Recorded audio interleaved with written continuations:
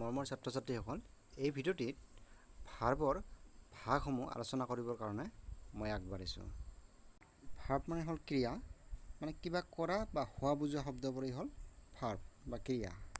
এতিয়া আহিছোঁ ভাৰ্বৰ ভাগসমূহলৈ। ভাৰ্বৰ প্ৰধান ভাগ দুটা, এটা হ'ল অক্সিলাৰী ভাৰ্ব বা আমি এনমেলাছ ফাইনেটছ ভাৰ্ব বুলিও কওঁ, আৰু এটা হ'ল অৰ্ডিনাৰী অৰ লেক্সিকেল ভাৰ্ব। অক্সিলাৰী ভাৰ্বৰ দুটা ভাগ আছে,